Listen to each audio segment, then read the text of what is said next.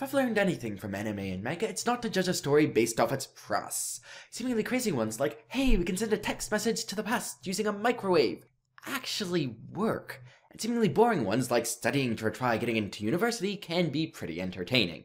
Hell, I can even say I enjoyed a reverse harem. That being said, when I came across a story about daily life at an agricultural high school, I had a fair amount of skepticism about the chances of it being worth reading. As it turned out though, the skepticism was completely unnecessary. Today, a review of Gin no Saji, or Silver Spoon, a story that demonstrates that even watching someone learn how to farm can be interesting.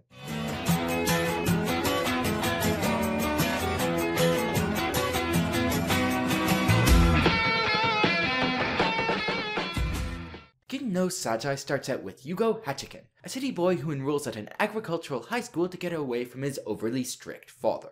Yugo figures he'll have a nice easy time since he's pretty good at academics compared to the farming kids.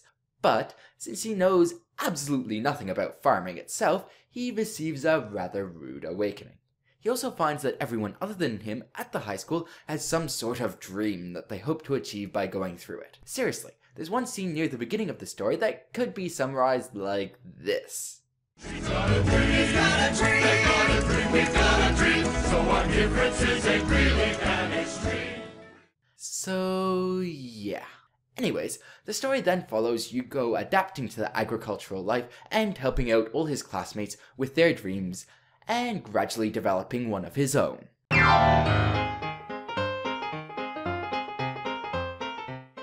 Silver Spoon has a rather eclectic cast of characters.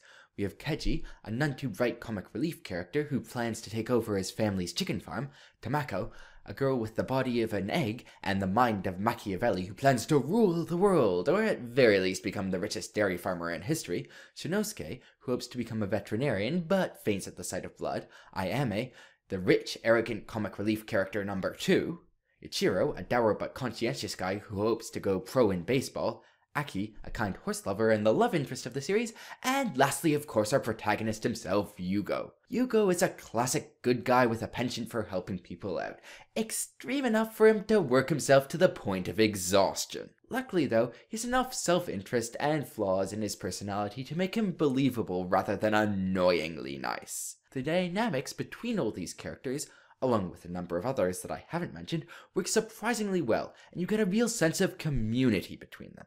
Instead of having characters give stupid friendship speeches, the author demonstrates it through their actions, which makes the relationships feel much more real.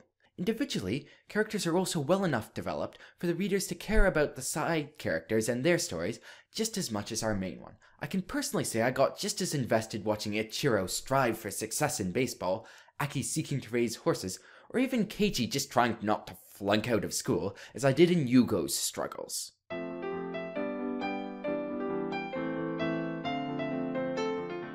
Silver Spoon does a great job making farming seem interesting. It goes through what it's like to kill animals you've raised, the financial difficulties of the farmers, the intricacies of cheesemaking. And I'm really not doing a good job selling you on the idea that it's interesting, am I? So at times this story gets downright educational, and while some people will like that, I'd hazard a guess that just as many won't. However, you can also view it as a sort of coming-of-age story for our protagonist. Generally, I hate the whole idea of a coming-of-age story and avoid them like the plague, but this would be an exception. I quite like Yugo as a character, and the story of his growth is one that is filled with humor and warmth. This is certainly not a story to get your blood boiling with excitement, but I don't think you always need that in a story, and the story certainly has plenty of moments that are alternately funny or touching. The author of Silver Spoon, Arakawa Hiromu of Fullmetal Alchemist fame, grew up on a dairy farm, and possibly as a result of that experience, she's been able to make the story really ring true.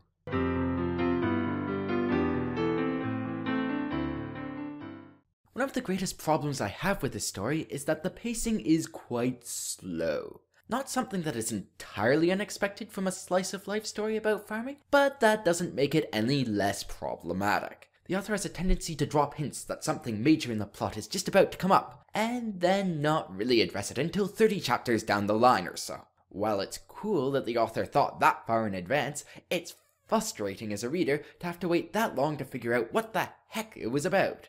Another issue I have with the story is about the romance. Most shonen series seem to have some sort of predefined boundary beyond which the romance cannot progress until the end of the story. And it's something like kissing or dating, it's slightly annoying but not unreasonable. In this story, it seems that the romance won't progress beyond a platonic relationship. Or in other words, these two have yet to tell each other that they like each other, despite it being blatantly obvious to everyone else. I sincerely hope that it manages to progress beyond this point by the time the series ends. Lastly, while I don't have any other large complaints, I feel I should give a word of warning. If you're a strict vegan or the type of person who loves Bambi or Charlotte's Web, you may not like this series. Cute fuzzy animals in the story tend not to live long, prosperous lives, but rather end up making delicious meals. Just thought I should let you know.